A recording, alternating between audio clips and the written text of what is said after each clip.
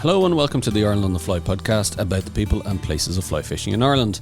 We're into October, the nights are closing in, and for some of you, pike fishing awaits, or evenings fly tying at the Vice. But the off-season also means the Irish Fly Fair in November, and this week's guest is Darryl Mooney, who tells us about his involvement as the fly manager and a lot more besides, as well as some of the incredible fly tyers who will be jetting in from around the world. Stay tuned to later in the show when we'll be giving away 2 free tickets to the day of your choice for the event. Plus, he tells us about an incredible trip to Bosnia for grayling that he had, and with his years of being involved in the fly fishing tackle trade, he tells us why maybe we need to be looking more towards the carp industry for innovation and insights. But first, Tom, it's over, bar the shouting. That's it now. That's it. Start locking things away now, yeah. Well, not necessarily now, but close to it now. Have you been out, actually? Did you get out for a couple of days?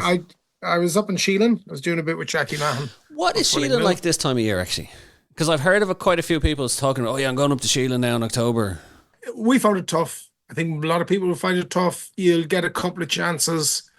Although one of the days we got a load of chances and couldn't convert them. We rose between 14 and 16. And the closest we got was we were into 2 fish for maybe 5 to 10 seconds of that. And 1 small fish, which we actually landed. And why was that, do you think? God only knows. God only knows. Just couldn't. But we get a fish. We got 1 nice fish, all right. But look, like the muskie could be the lake of the fish of 10,000 casts. Well, so look, you just put in the time, but there's some tremendous fish up there. There really are. And is it busy at this time of year? Yeah, busy enough.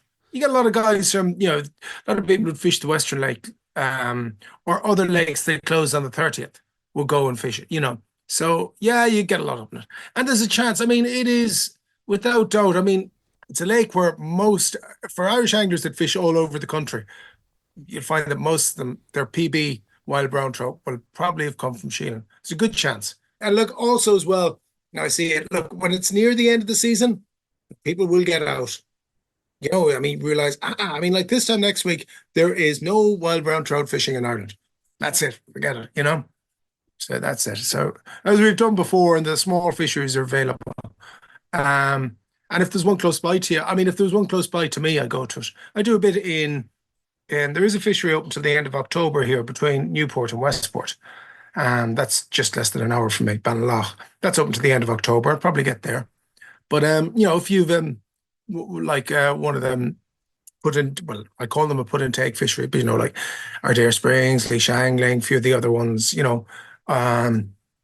they're the ones that I occasionally get to. There's quite a few up in the north as well. A couple that I'd like to get to, haven't fished yet. So that opens things up for you. I think if they were closer to me, I know I'd probably travel to them more often. So, but as it is, once comes the end of October, I will actually probably put away all my gear. Like Darryl Mooney says in this episode as well, he says he'd rather just put them away, retire, and come back eager in March then, So there is a bit of that, like I have to say. The put and take, it doesn't really appeal to me, I have to say. I was going to ask you, you're close to the couple that I mentioned there. Adair's about an hour. Leash one is probably about an hour and a quarter. Yeah, I could go down rivers and do a bit of pike fishing. I'd rather that, you know what I mean? And if I want to be just out casting a fly, I'd bring the kids to the fisheries, just to kind of get them to see fish and practice casting and a bit of that, and it's nice for them. It's a safe environment and it's good fun for them. I always try and bring them out over Christmas if it's not too cold. I'm sure increasingly it's not anyway. So it's I think it's a great way to get kids into it as well, and as a family, kind of just to spend a bit of time on the water, because otherwise if I'm in the river with the kids, I'd be don't go there, don't say, watch out for that. So it's at least when you're on the bank there, you can just let them cast. You'd be trying to do 2 jobs at the river. Stop. It's like fishing and minding the kids. I never understand people who bring dogs fishing to the river, it's just, I know you used Well, I was in a boat, right? So it's kind of different. They're contained in a boat. Yeah, true. I never actually took Bilbo, who was my best ever fishing dog. I never took him bank fishing anywhere. Been interesting. But he was great. Bilbo was, I used to do a lot of night fishing, right? And for any of you who've done nighttime buzzer fishing, or any nighttime fishing, but a particular buzzer, you're fishing by sound. You can't see, right?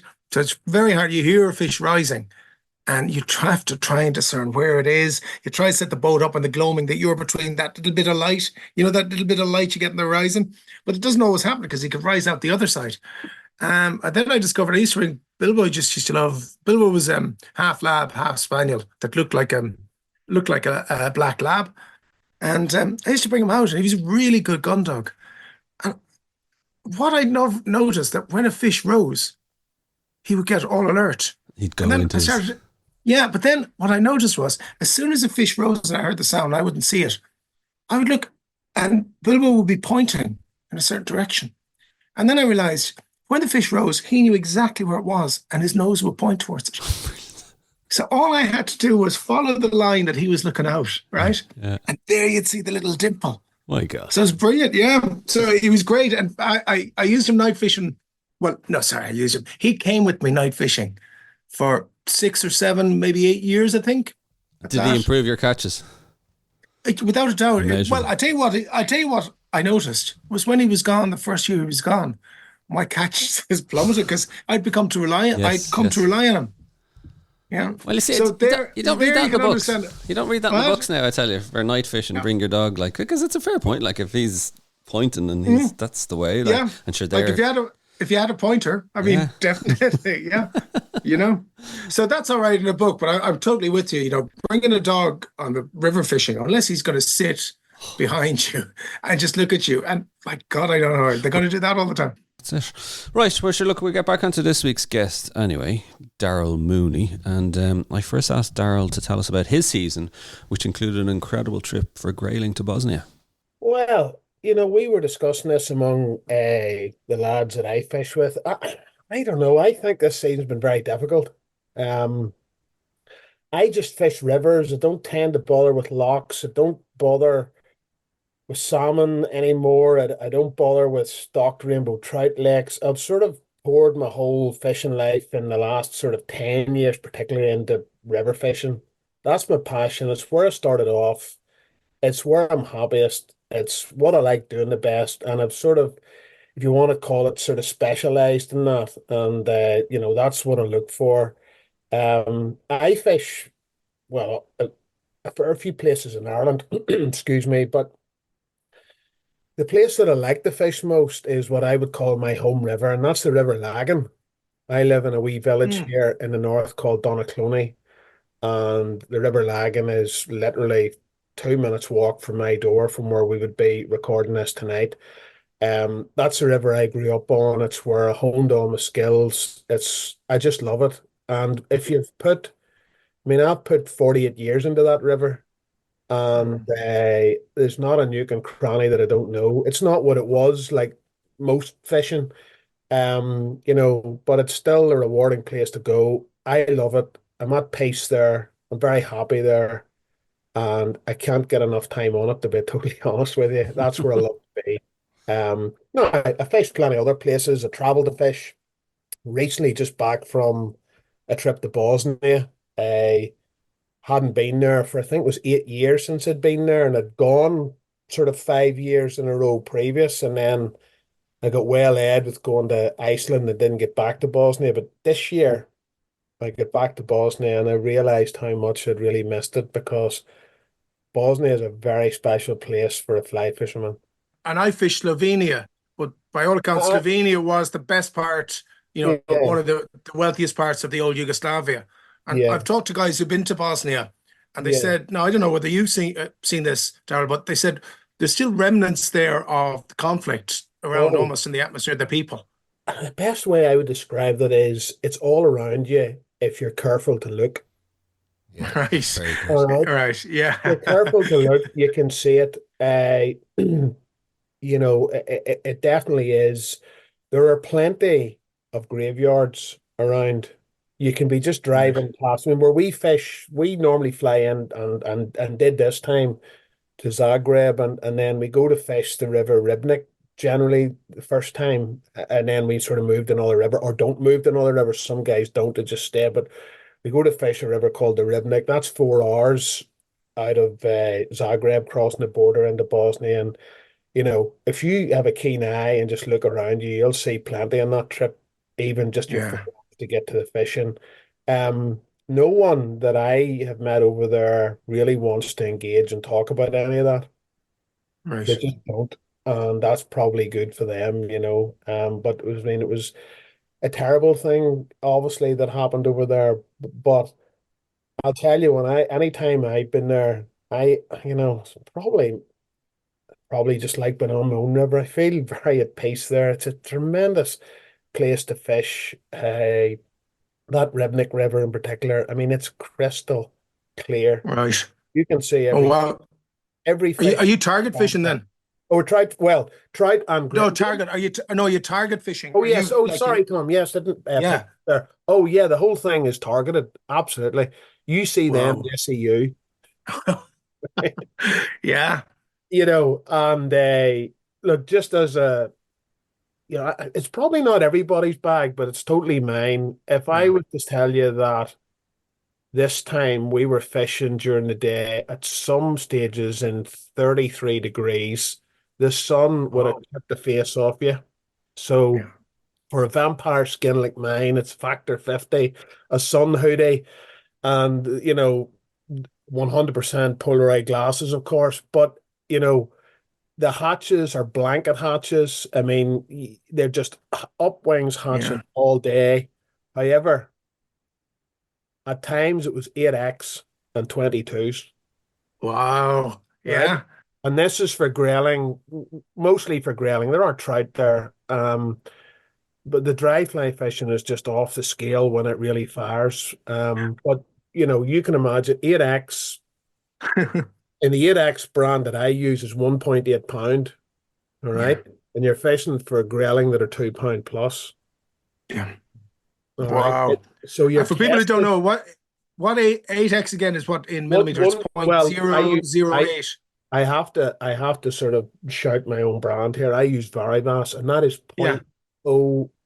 I think it's point oh nine, Tom, or Right. point oh eight Wow. five or something. I Yeah. need to check. But the breaking strain is 1.8. 1 pounds. Cool.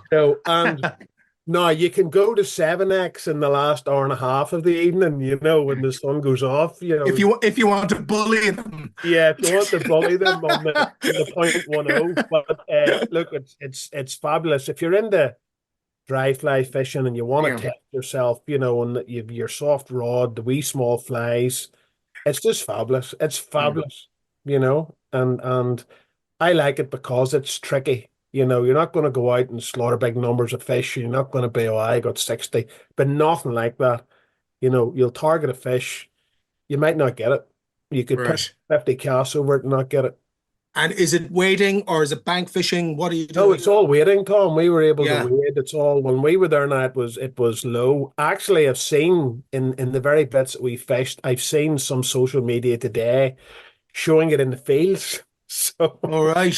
and there's another trip of guys out staying where we stayed, and they're, I think, having to persevere is about the best way I would describe it. Wow.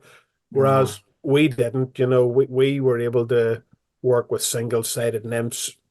um, Probably not just as well as I would be used to doing that in recent years, but the dry fly fishing was just entirely off the scale. It is something else. And you're talking on the Ribka, it's The, the, predominantly dry fly. the Ribnick, yeah. The Well, Ribnick, yep. yeah, you can fish nymphs, but there's enough rising that, like, why would you? Yeah.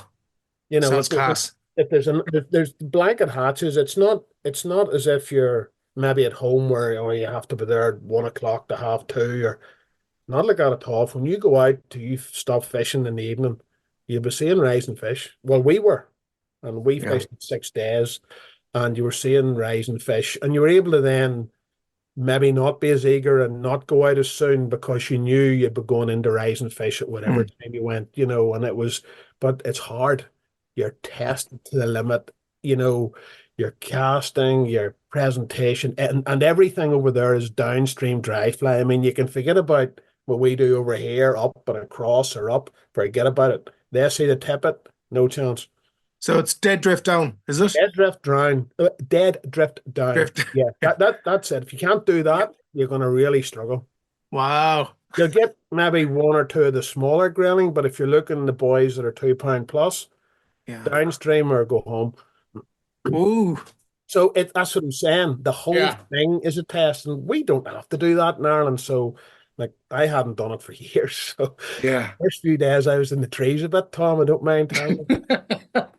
Got my face, Donating but I was fly, in the trees as well. yeah, donating flies to the local Yes, shrubberies. Yeah, yeah. yes, yes. Interesting. Just as an interesting thing, there's a wee guy ties flies over there right beside the river Ribnick. I forget his name, but he's tying 20s, 22s, mostly CDC dries, and mostly under daylight conditions. I didn't see him. And I remembered him from a time before, but we got sort of chatting to him, sort of through a bit of interpretation. That guy's tying 50,000 flies a year in a wee, what you'd call a wee garden shed that we would have in our country, right on the river. A Unbelievable. thousand, a So thousand a week. yeah, I think That I did do the numbers. It was like 130 or 40 flies a day or something, just every day. but that is if you do every day. That's if you do it every day. But like, it wasn't that we Wow. needed flies, but everybody goes there to give them a wee turn, you know? You go Yeah. there with your €30 or €20. Not that you need it, but you want to give them a turn because, Yeah. you know, fabulous place. Well recommended. If you want to pit yourself, it's tricky. It's not for everybody, but boy, I realized how much I'd missed it. I'd love to go back again. And how popular is fly fishing in Bosnia? I would say it's very popular. I don't know about the locals, Darryl, Mm, but I know internationally it's just trip after trip after trip. That's what makes it difficult. It's hammered. We were leaving, other lads were rolling in. I think there mm. were six Swedes arriving in into the digs that we were staying in, and they were staying for another 6 days, and that just rolls on. And that's part of why it's difficult. It's they're hammered, Mm. it's under a lot of fishing pressure, and I don't know, that's probably not a good thing. And I But hope are there alternatives then, Darryl? Like you're talking about there, the Ribica. that's Are the there other like rivers? there's a stack of Ribnick. other rivers. I Oh, get this. aye. There's Yeah. we did go for a day to another river that we had fished before, a very tricky river called the Pleva, about an hour away. Completely different type of river, big wide river. And there wasn't a single fish rose that day when we were on the Pleba, and that was all single heavy shrimps. You needed a Right. single heavy, and that was all sighted, totally sighted, Right. no indicators. You didn't need any indicators. You just needed a set of eyes. Just had to see him. By the way, I was going to ask you. I know Slovenia has a one fly rule. Does Bosnia have it?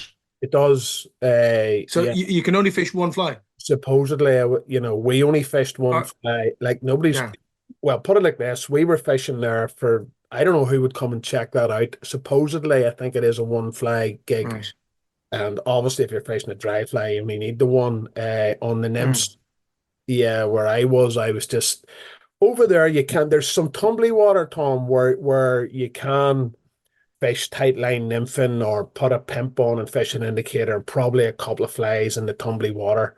I Right. actually chose not to do that. I was Yeah. looking. I thought, well, You I'm didn't doing have that to. at You home. didn't have to. You could do that at home. Yeah, Yeah, I exactly. do that at Yeah. home. That's what I'm doing Yeah. every Saturday, to be honest with you. Yeah.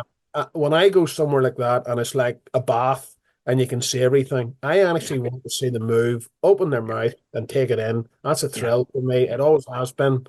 I actually think that's the top thrill in fly fishing for me, even more than a dry fly, because I think it's technically a lot to achieve to get your depth right, your flow right, your drift, and to watch the fish come over, To open the see mouth. to see the white of his mouth. I think it is. I think Yeah. it's technically Mm. the hardest thing and the most reward. It's the thing that I like, but I don't get to do much of it. Certainly don't Well, sight nymph in the River I, Lagan and Donaghcloney. well, yeah, I wouldn't have done it here. And so I'm going to ask you, the only Yeah, time I'd have seen it was a couple of times in New Zealand. yeah. Do you vary your strike for it? Do you judge on the rise of the fish, or would you say it's closed now, I strike? When do you strike? Or This is is it on the instinct? nymphing. On the Yeah. nymphing. Well, Yeah. When you see the white of the well, mouth. sometimes, yeah. Yeah, I would vary it, Tom, to be honest with you. Because sometimes I can just sort of you can say I'm not quite sure, did it not lift? If you're not sure, Right. it left, Right. right? Other times, you will actually see it come over, and flash the white of the mouth. Personally, when I say a flash of the white, by the time I transmit that strike down on a longish leader, Yeah. I'm in. I wasn't missing fish on the nymph. I was just finding them hard to even get them to Right. take. But Yeah. whatever the reason was this year in Bosnia, I normally I would consider myself pretty skilled at that in Bosnia, but this year I struggled a wee bit on the nymphs. I think You were out of maybe practice? the fish had been hit hard, or Mm. I don't know. A lot of the fish that I was drifting nymphs past, I was very happy with the drifts. I was happy with the weights, and fish weren't moving. Other guys were getting them, I wasn't. But certainly when it come to dries, I was able to, equip myself comfortably with it. Yeah. And then then when they come that way with the dries, naturally you do not strike, Well, but you look, can still see the bite of their mouth. You on a just one, gotta wait for that to go. well, on the dries, Tom, with either 1.8 pound or 2.1 pound, you're literally, I don't know what you would describe it as, literally just a slight lift into those fish. Yeah. It's nothing like a strike. Otherwise, you just break off. And some of the lads who were there for the first time were breaking off on the strike. Mm. They had to learn that later on the week. They were fine. And did any of the other lads go, sure, I'll try 4x and 5x first, just to see? There is someone who will remain nameless.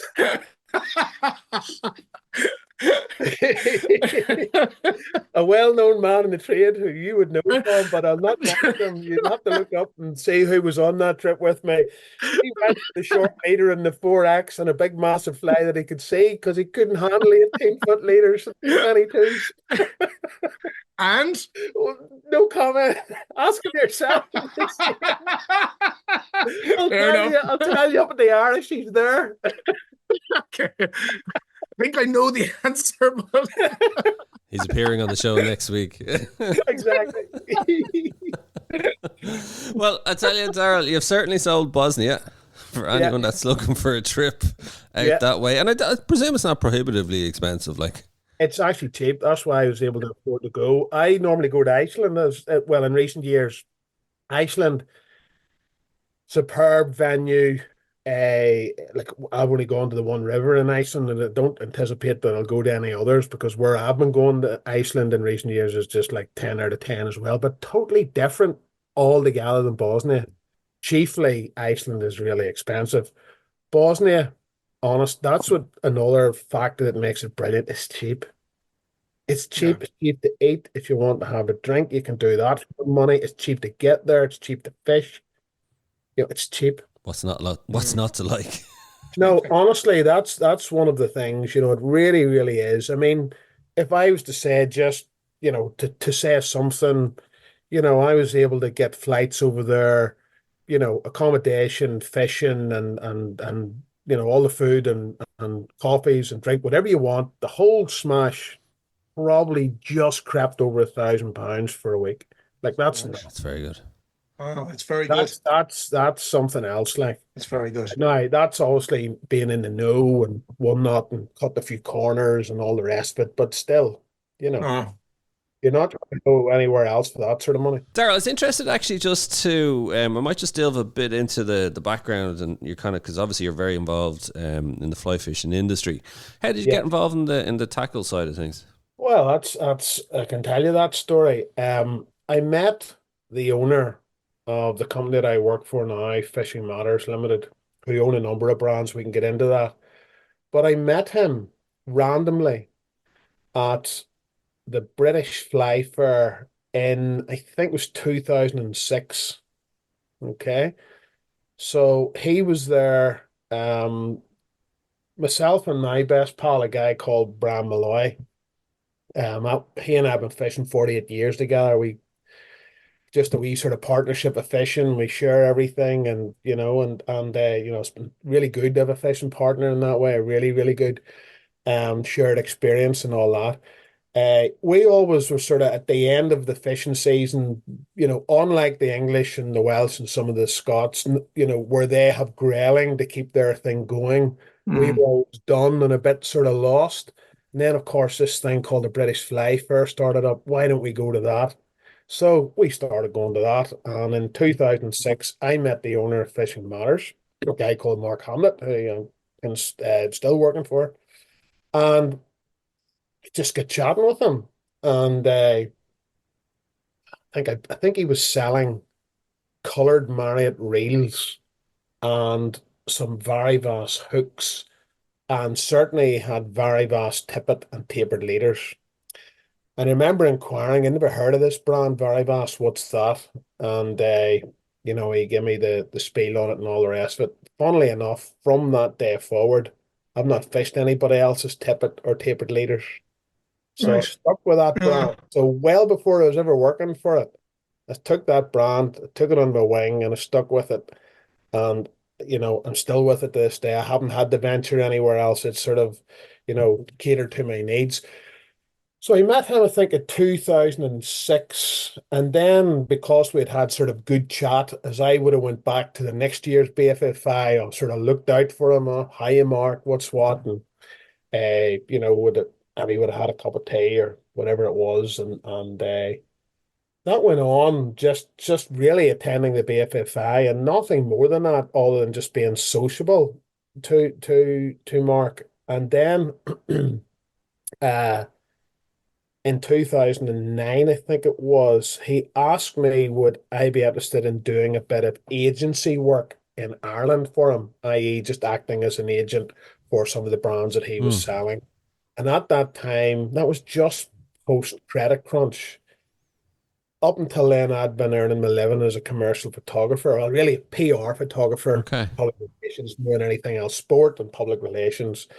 And the credit crunch had sort of really hurt me. After sort of flying for years and thinking this is me for the rest of my days, I've found it Mm. that I love. Credit crunch, all the work shut down, and I was struggling more than what I would have liked to have been. Mark asked me to fancy doing some work, and I thought, well, I've got the time on my hands. I'm not as busy with photography that I was.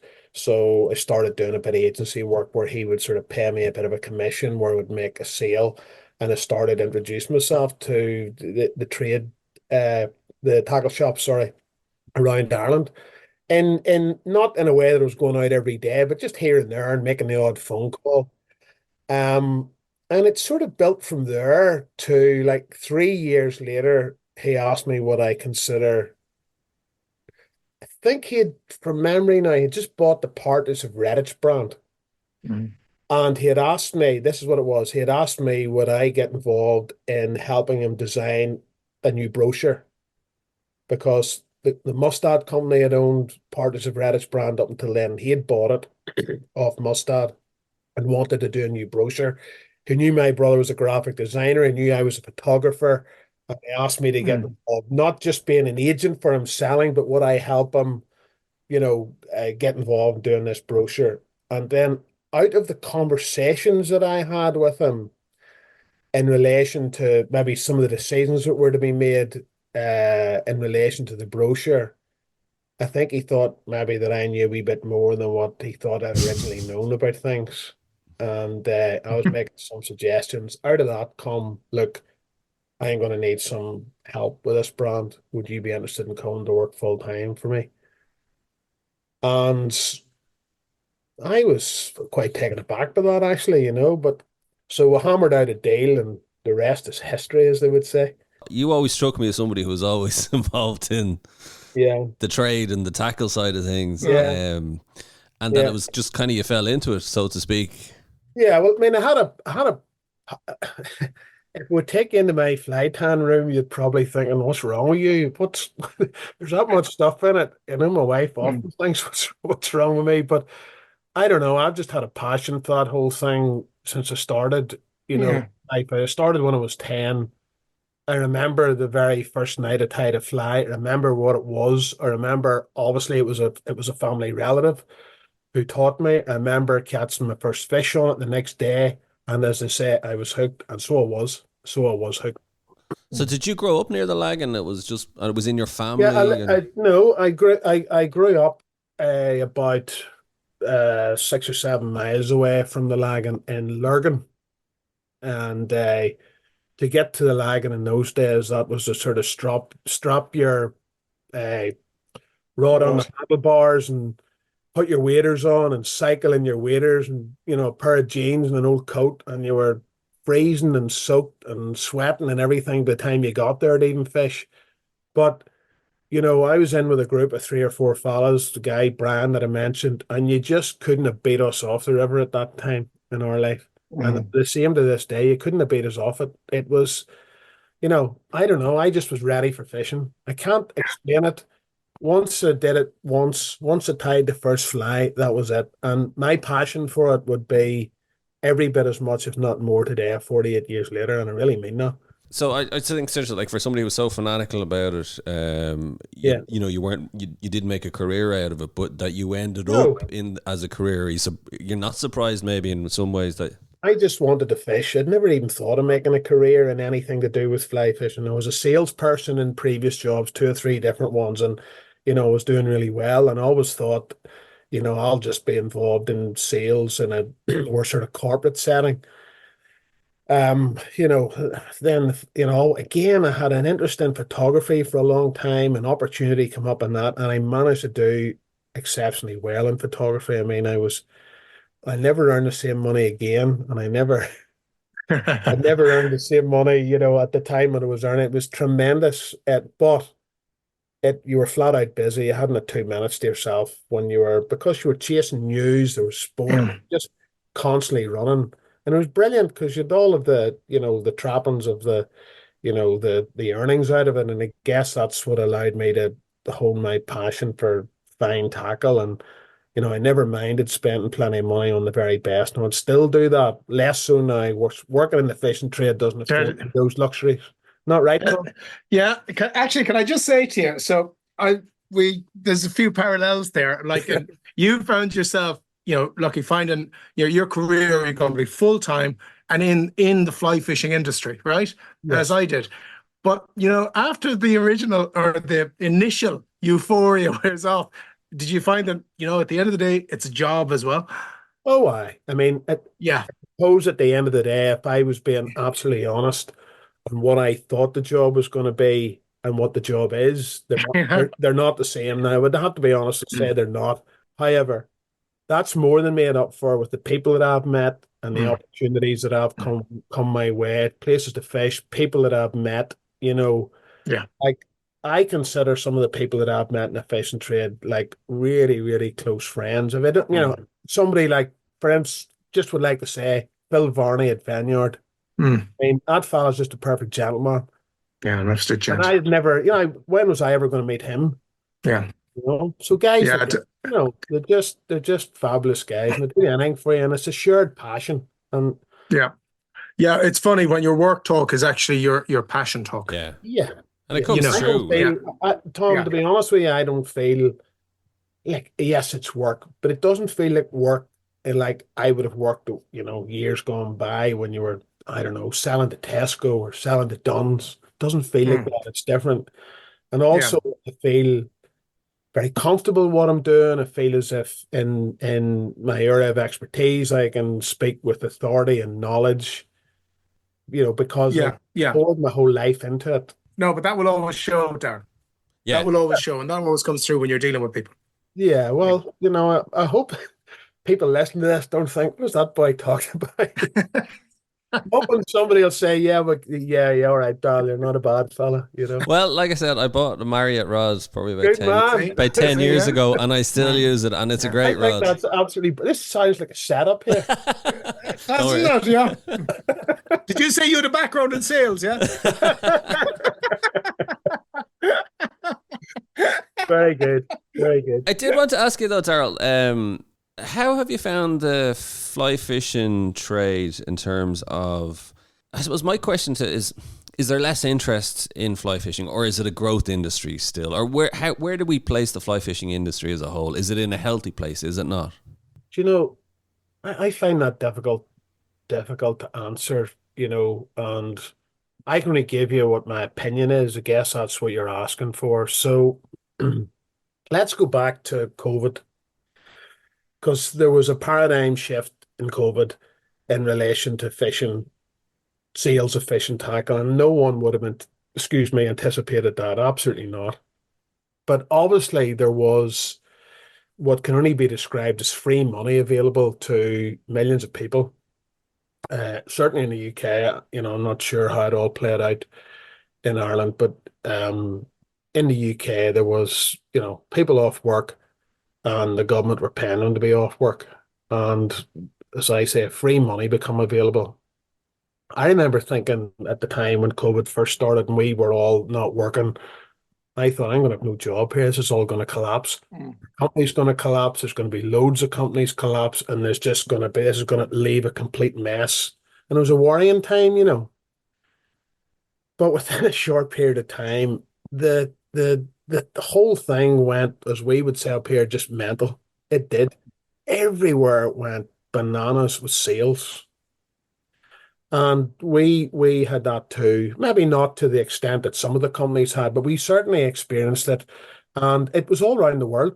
It was the same in America for certain, because I was checking that out with clients over there, you know, and sales of fish and tackle just went through the roof everywhere. And there were shops in the COVID times wouldn't ship an order under £150 because they couldn't afford the personnel to get an order out under that value. I mean, metal stuff.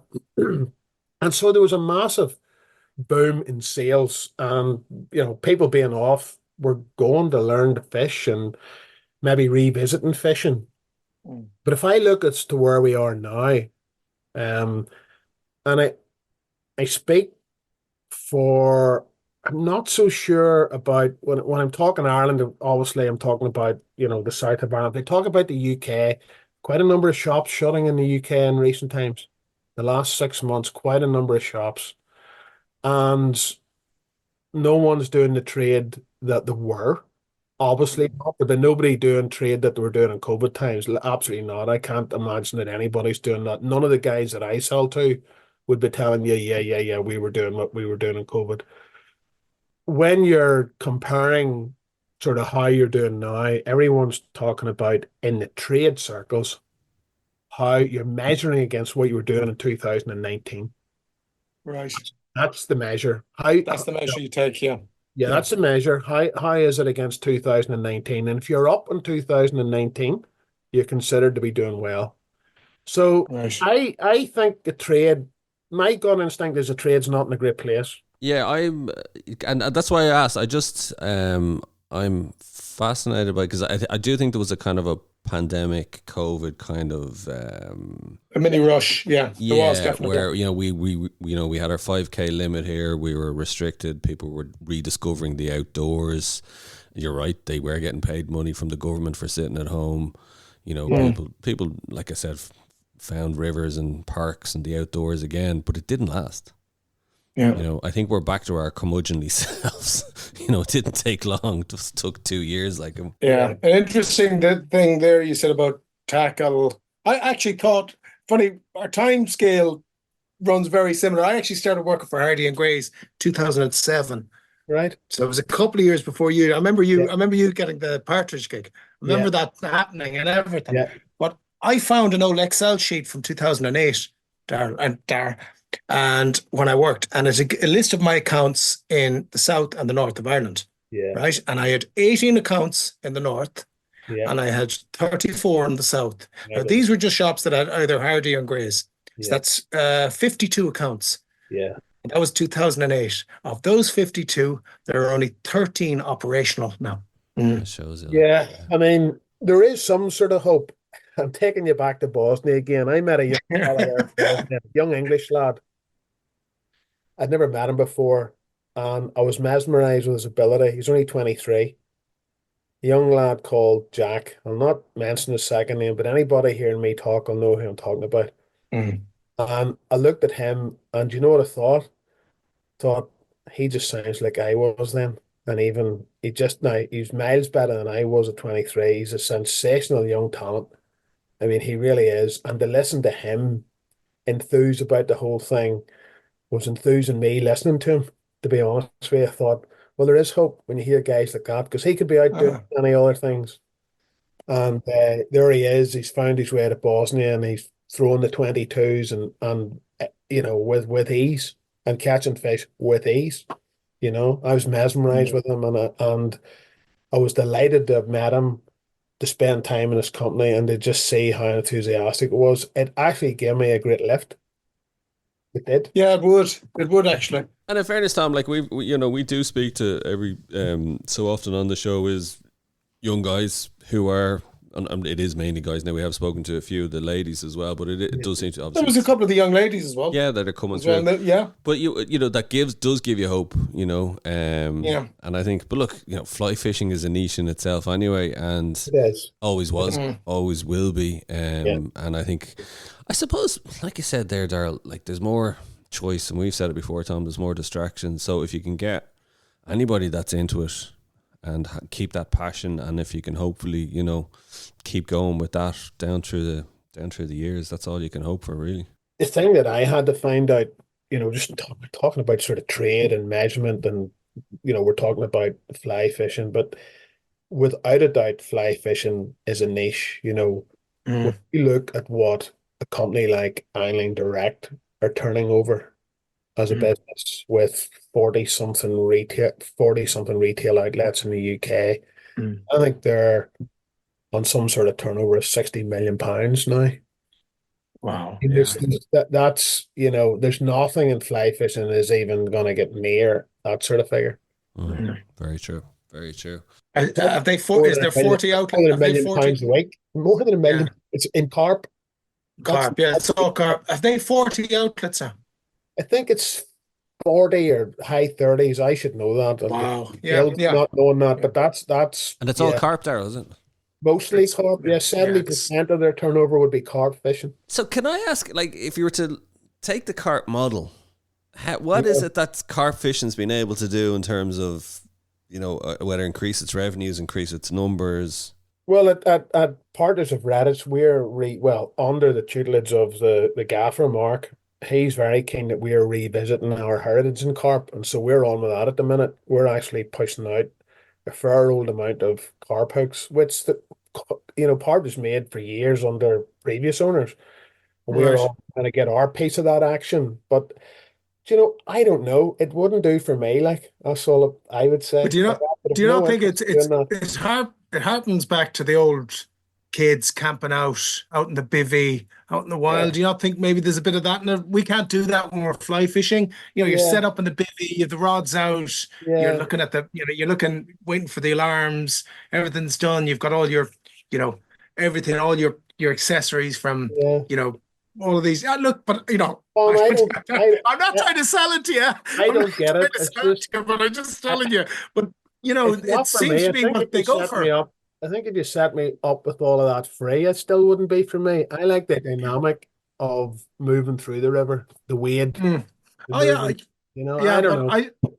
But what, 60 million a year by one chain of stores?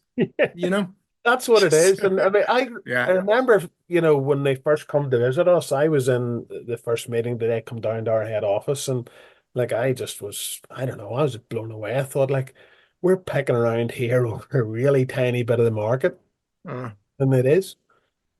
Now, internationally, it may be different. America are much more into the fly fishing. I'm just talking domestic, the UK market. There's no fly fishing retailer is even close to that. There wouldn't be anybody even doing half of that. No, not even probably. Well, I can, I don't know, mid-teens of the millions would be probably the next. It's interesting. You wonder, what is it that fly fishing could maybe learn from or take from carp fishing? And is there something there that you can kind of go right? Fly fishing tents, fly fishing bivvies. You pull up at the side of the lake or the reservoir. You nosh up. You have your toasties and everything. That's it. It's a I'll weekend tell you away. one thing about them. They're all either arriving to fish dressed in black or dressed in olive green. There's no flash in terms of putting a bit of color in or anything. in the carp. Carp men are just no, they haven't. But it, like everything, that probably might come in after a while. Do you think somebody's going to steal a march? Some firm's going to steal a march. Maybe there needs to be a Patagonia type brand now for carp fishing.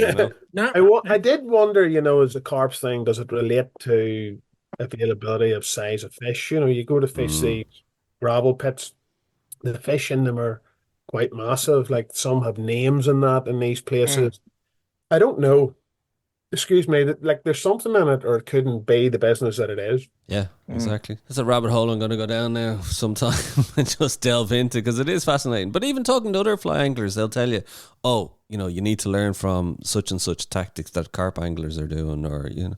For sure, I mean, thinking back to my own club, you know, there was a guy who used to fish in our club, held a world record in course fishing, fished for Ireland for many years. And he left that all behind. He's sadly passed away now, but he left all the course fishing behind, you know, the 3 hour match thing and the maggots and the bait and all that. And he went to fly fishing, and he was something else, because Yeah. exactly what you said in our presentation, Mm. just knew how to present, and that's what he had. And you know, I think sometimes the course men coming into the fly fishing make brilliant fly fishermen. Yeah. They Agree with you understand there, actually. finesse. Yeah, they understand finesse. They do, you know. Mm. That's my experience anyway. And it's sort of like, Tom, I'm going to fall out with you here. I just know I'm venturing down something to be falling out with you on. You'll probably disagree with me, but I, I think that the river fisherman can do well going to the lakes. Where man skilled on the lakes might be struggle more going to the rivers. I've always felt that. Two against one. Two against one. Right. I'll fight my corner. Do you know what I'm going to say to you? I kind of agree with you. Yeah. No. Caught you there, Daryl. Yeah, well, finally. Caught you there. So agreement. Yeah, no, I do kind of agree with you. Mind you, there are some things that do catch rivermen out on the lake big time. Aye, well, like I would be, Tom, I would be lost. You know, I've not skilled myself beyond anything basic on lakes, and I know that obviously watching you and your videos and your experience and all of those years, particularly in the Carib, you know, there's no doubt going out with a skilled man, I'm going to learn. Um, for sure, you know, I'm not saying that that's absolute a binary thing, you know, but that's just sort of my feeling, you know. But the guys that have been lake men that have come to fish rivers with me, you know, they're tippets too thick, and Oh, you completely. Yeah. you know, Oh, yeah, want to completely. fish And seven another weight thing, and all and this. tell me, and you might have noticed as well, their accuracy, and I'll put it this way, their accuracy won't be good, caster. Yeah, no doubt, because it It doesn't won't, need it, to be it the won't be, same, and because they're you not. don't need to be. Yeah. You're No, virtually they're always not. casting with the wind behind you. Yeah. You know, you're Okay, never a but bush Tom, behind you. we're agreeing here. What's I happening? know, yeah. Well, you got to find something. We're nearly running out of time here, John. Speaking of which, the Irish Fly Fair. Yes. So you are the Irish fly tying manager. Is that right, Daryl? Is that the official title Stevie has bestowed on you? Is that the? You know what? Yes, fly manager, I think. Sorry. And I don't know. The original intention of that, Dara, was to sort of be the guy in charge of liaising with invitations to fly tyers to come to the show. But look, in the end, they all go to Stevie anyway. That's it. All right. And my role is morphed into other things like help us sort out shirts. You know, can you help me get the floor plan designed? Yes. Can we get a poster designed? Yes. Can you come to the meetings for the hotel to see if we can negotiate a better deal? Yes. Yes.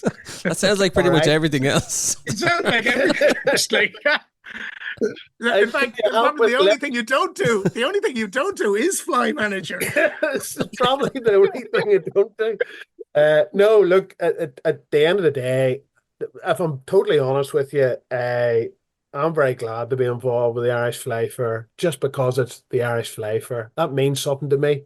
All right. It means something that you know, that I'm being trusted to be part of something that, you know, I think it's important to have an Irish Fly Fair. I'm glad to be part of it. I'm glad I've known Stevie a long time. Tom, you've probably known him even longer than me, but I actually met Stevie at a show in Belfast, I think, at one time, and The King's Hall. yeah, that one. And I've gone on well with Stevie. He's done some work for us. He and I worked together professionally for a period of time, and I really enjoy being part of the Irish Fly Fair. I think it's important to keep that going. It would have been easy to just let it lapse, particularly trying to get it re-energized, reactivated, and up and running after COVID. We did have to change the venue. We weren't looking to change the venue, but the Galway Bay Hotel had other plans. They didn't sort of maybe just see us in their plans, so we had a bit of digging around to do to find a venue. We settled on the Killyhaviland Hotel. That suits a lot of people better and doesn't suit a lot of people. You know, it is what it is. It's suiting some people and it's not suiting others. And I guess that's the same no matter where you pick. But I happen to think it's a fabulous venue. It's right on Lough Erne. The hotel's a fabulous hotel. You're well looked after when you're down there. The accommodation is absolutely first class. The management of the hotel are first class. And last year we had, as well as the trade stands, the sort of key feature of the thing. And we didn't start out for this to happen. Again, it just sort of happened. Was we had 75 fly tyers. I think that's the most fly tyers that have ever been gathered under one roof anywhere in the UK and Ireland ever.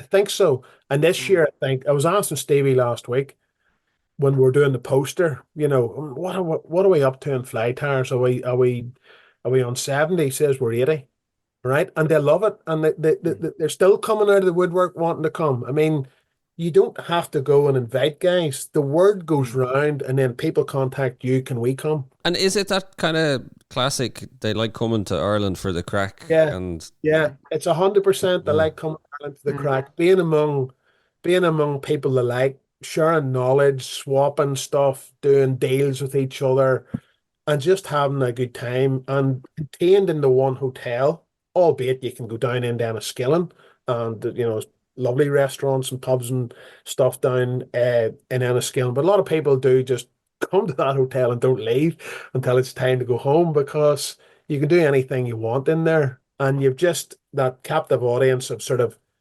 fly fishermen. And they love it. They do. They do. And that's because last year, guys, you see, when this was being put on last year, we were really, nobody more so than Stevie, we were really, really nervous. You're sitting there on a Saturday morning I thinking, remember that.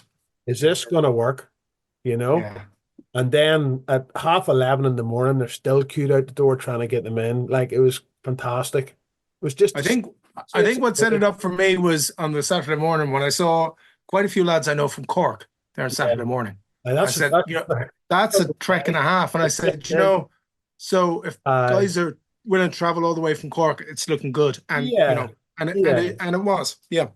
I hope, at the end of the day, obviously there was the first one back since COVID thing. And I hope that it'll be as well supported. The trade stands are sold out. I think there's something like 41 trade stands, 80 fly tyers, and as I said, most of the people are staying in. Well, a lot of people are staying in Enniskillen, but most of the people who are coming, and they're coming from quite a few from America, Norway, into Europe. They do. It's amazing. It's like I read the emails. Can I come? Can I come? It's because Davey copies me and replies, and they're all just, can I come? Like, these are people that are laying out serious money to fly to Ireland, to stay in a hotel, to sit and tie flies for 2 days and fly home. They're not even getting fishing. Yeah. And they want to do that. That sort of says something about fly fishing and fly tying. That tells its own story about that we make a living out of, Tom, I think. That people are like that. They don't mind spending the money to be among sort of kinfolk. With the close season upon us, the Irish Fly Fair is back in a few weeks, and we've got 2 tickets to give away for the day of your choice on 16th or 17th of November. To be in with a chance of winning, just tell us what county the Irish Fly Fair is being held in and email your answer to info@irelandonthefly.com. So just tell us what county the Irish Fly Fair is being held in and email your answer to info@irelandonthefly.com. The competition closes at 5 p.m. on Wednesday, 16th of October. The very best of luck with it, and we'll be in touch with the winner shortly after that. Daryl, actually, I don't know if I'm putting you on the spot with this. Is there any particular fly tyers that stand out for you that would be a highlight you think people might be interested in coming to see? I mean, at the end of the day, like, there'd be my favourites. I have a guy staying with me this year who's coming to the Irish Fly Fair for the first time. He made his first appearance at the British Fly Fair earlier this year. A guy called Jamie Pike from Canada, Newfoundland. And he's quite a thing. He's a big guy to start with. You'll not miss him when you see him. And Jamie's just a lovely person, and he ties just fantastic salmon flies, but salmon fishing flies. And he catches a lot of salmon in Newfoundland. And again, like that's exactly the sort of guy I'm talking about. That guy's getting on an airplane. I know what it's costing him. It's a right few $1,000s to come to Ireland, to come to this show. He's staying in my house a couple of days. We're going to go down there, have a good time, and he's going to go back and fly to Dublin. And that's costing him a right few $1,000s. Now, why do you think he's doing that? You know, Yeah. a lot of people would say, you're mad in the head, But so Jamie's worth looking out for. I I can think of if I can think of someone that I refer to. I think I named him this. All right, I named him Yoda because he's the Jedi Master of all flight. Paul Little from England. All right, Paul is the finest fly tyer that I've ever met. I don't mind saying that. There's not a thing he can't do. But better than that, he's one of the finest people you'd ever meet. The most generous man with his knowledge. And if you were stuck for something, I don't know what it would be you were stuck for, but if we were to make up something, Jungle Cock died in gold or something, he would have it and he would just share it with you. That's the sort of him. He's and his knowledge of fly tying, is totally in depth. So I would be recommending sometimes, in the fly tan hall, there's that many of them, and you look along and it's all just name and you don't know, all who's what. So maybe go and looking at Paul. If you actually look at what he's doing, now there's a whole host of international guys. Like there's some guys come there last year. I'm not sure which ones exactly they were. I think they were the Norwegians, and they were selling framed flies. All right. And I was told how many they'd sold and how much money they'd made. And I thought to myself, flip me, that is like, we just would not believe it. Somebody just came in and bought a lot. And so Yeah. you just don't know. Yeah. You just don't know what's going to happen at these things. But yeah, Paul Little, Jamie Pike, let's see if I can think of anybody else of it. I mean, I know everyone that's coming. Well, there's 78 others, so people have a good choice. Yeah, I mean, I should be able to rattle those off. You put me on the spot, but I did want to make a special mention of those two because Jamie's staying with me. He's coming a long way from Canada. Fair play to him. Pardon? Fair play to him. He's coming all the way from Newfoundland. Yeah, he actually does a bit of work for us, Tom, over there. Yeah. He is a partridge man. He's actually more than a brand ambassador. He's a bit of a broker for us. I mean, he's commercially involved with Fishing Matters and the Partridge of Redditch brand. But again, he sells flies as part of his income. But like anytime I'm ever doing meetings with him, work meetings, he's sitting knocking out flies constantly. Like I've never seen a man that can tie a blue charm as fast or in the quantities that he does. It's serious. It really is. It's interesting to say that. I will definitely have a look at them because now, while I love the beauty of a fully dressed salmon fly, yeah, I don't think anybody can deny that. I also like to see flies that catch fish. Yeah. Well, you know what? I should actually. That'd be very remiss of me, and I'm just mentioning all my mates here. But if I'm getting a chance to get on here after all these years, I'm going to mention my mate. All right, Tim Wood is a guy worth going to see because what you'll find there is a guy that ties a fishing fly to a very high standard. He was out in Bosnia with me. I've known him a long time. Again, another one of these. Do you know what? It sort of describes the whole thing. People are very free with their knowledge in our game. I think they are. And certainly in the fly town, they'll all give you material, show you a certain fly, and I don't know. It's nice. It's just nice. It's kind of like the annual coming together of the fly fishing community. That's what it it's feels sort like. of maybe like a conclave type thing. And then, yeah, it is, honestly. And Tim ties a mean flies, fabulous. And his stuff, like that guy's a sort of fishing nut. He's fishing all the time. Like I pack it in end of October. Well, a good few of our rivers up here have closed in September. We have another few weeks in October. That's it. I'll not lift the rods. I'll not even go near rods until the 1st of March. He'll be taking it right through. Switch over to grayling and one Saturday Mm. morning. I switch to rugby, and then come 1st of March, you're charged up and You're ready ready to to go. you're ready to Yeah. go. Yeah. So for anybody that's interested in just checking out like the talks, the exhibitors, the fly dressers, the Yeah. casters, it's Yeah. irishflyfair.co.uk. You can buy tickets Yes. online, but there's also tickets on the door as well. So on that's Yeah. Saturday and 16th Sunday. and 17th of November, Darryl. Yeah. Kelly Haviland Hotel, Northern Ireland, in Enniskillen. Yeah, that's it. But irishflyfair.co.uk if you're looking for more information on that. Just before we let you go, Daryl, everybody that comes on the show, we ask them the question. Yeah. So could you let us know what is your most memorable fish on the fly? That's actually very easy for me, Tom. So I'll set the scene for you. British Lions tour to New Zealand 2005. I've been to the match where the O'Driscoll gets rookied. Okay. I'm over there on holiday with the full family doing the Lions tour and a bit of fishing. And I happen onto a river in North Ireland called the Tongariro in a little town called Tarangi. And it was freezing. It was freezing, and the wind would have knocked you down. And actually, it was on my second last day of a 5-week trip to New Zealand. All right. And I was fishing a pool called the Hydro Pool. This is also vivid. And I mean, I wasn't making a good fist of it at all. It was a nymph situation. There was no dries. It was freezing cold. I can remember the wading stick vibrating, thinking, oh my goodness, this is, legs were numb from the knees down.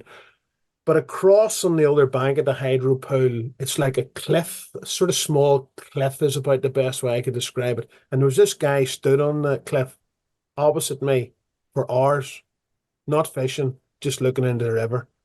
And I remember thinking, what is that guy doing? And I come to the conclusion that there must be a fish there. Why else would he be looking? He must be watching the fish. So I tried big indicator job, big red wool indicator job, a 9 weight, believe it or not. A 9 weight that I had to buy over there because I took a 6 weight and it was coming in round my head every cast I made because I couldn't get it out with the wind. And a sort of like a big bullet thing underneath it, and then sort of off the back of the big sort of bullet thing, there's a big bead head with resin and all. I hadn't even seen resin in 2005, but that's what it was, big resin thing. And it went in like a spark plug, boom. But about 6 or 7 inches off that, it was a size 16, a net builder caddis by John Barr of Colorado. A bought fly, wasn't even my own fly. Umpqua do them actually. They made them famous. Anyway, cut a long story short, eventually had a drift. Down went the indicator and I lifted in on pandemonium. All right. I didn't even have a net. Okay. But my best man I was fishing with, he had a net. And I didn't see the fish for ages and I couldn't do anything with it. It was swimming up and down, but the water that was that deep in front of me, I couldn't wade out any further to do anything and I couldn't see in. But eventually it went past my best man and he shouts out, yeah, he was my best man I was fishing with. So he shouts out, that fish is about £7. And I'm thinking, wow, that fish is about £7. Fantastic. And I come down, swimming past me, and I eventually seen it. And then he come wading down to me, and we had to go at netting it. And he put the net in, and he scooped it up, and it fell out. And he did that 3 times over the next, I don't know how many minutes. And I'm thinking, I'm losing this thing. I'm losing this thing. By this time, word seemed to have gone up the river, and there was a gathering behind me in my bank. All right. And I'm feeling really, The really pressure's stressed. on. I was thinking to myself, flip, I'm going to make a right tube out of myself here. Anyway, look, fast forward to the end of that. I landed the fish. It with no net, I had to beach it. Okay. And here was the dilemma, okay, because there were guides on the river that had gathered behind me, and they were going bananas. My goodness, besides that, there hasn't been anything caught in this river like that for years. And then the situation happened. What am I going to do? And I'm wanting to put this fish back as I would. Yeah. I didn't put it back. They wanted me to kill the fish and have it mounted. All right. So I had this dilemma and it seemed to go on in my mind for ages. I'm thinking, I want to put this back. My instinct is I put everything back to this day.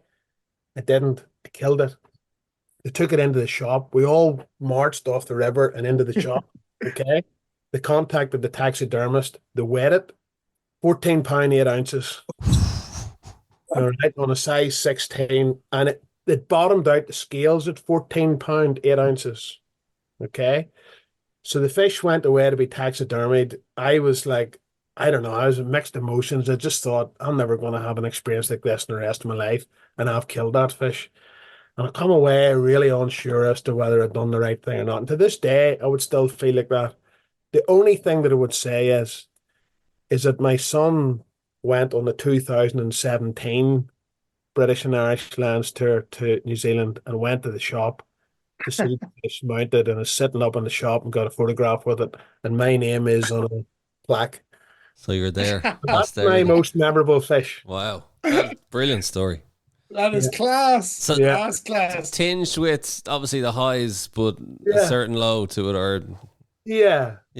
A certain somehow it's not complete doing that, but they wanted it. They were the locals. They wanted me. They wanted it for the shop. You know, I had a decision to make. I made it, and I then have subsequently tried a few times to get the fish brought home here and failed miserably. And anyway, how miserably? It's like no chance at all. There's no, they don't know what. Listen, Tom, I can't open this can of worms because the amount of my friends who live in New Zealand that have gone to try and get this fish for me, it's ended in a few problems. Let's start a diplomatic war. It's staying. It's in a shop called Sporting Life in Turangi, and it's up there. And it was. I have to tell you, it's a pretty special thing for my son to go 12 years later to that shop. Yeah. And to see my fish. And funnily enough, just to finish, we now have a rep for partridge in New Zealand. And I told him this story, and I think he thought I was pulling his leg. I think he did. I think he thought, I can't be right. Yeah. And away he went, and he got a photograph with it as well. So let's start up a thing here.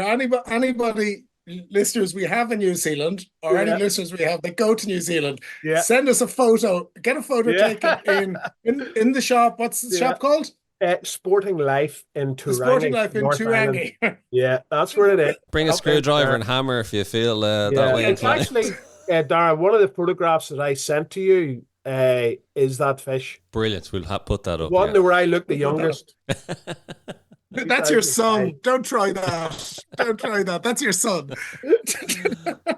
Well, Daryl, it's been brilliant chatting to you. I could chat to you for another few hours, I'd say, about in terms of what you do and don't know. But it's I'd love to meet you at the Fly Fair for a couple of pints. I'd say there'd be a lot more stories. I'd be glad to meet you both. I feel very privileged and very honoured that you asked me on to share my passion. I hope that it comes across. 100%. No, it is. Like what is it? You said, Daryl, 48 years and your passion is still as strong. Yeah, it is. It just is. I can't say why it is. It just is. And I think my uncle that started me off just put that into me.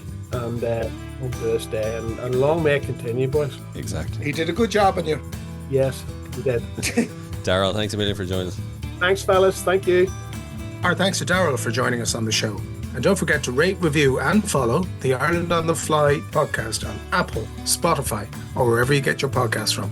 Plus, you can keep up to date on IrelandOnTheFly.com as well as on Instagram, and myself and Tom will be back with another episode about the people and places of fly fishing in Ireland.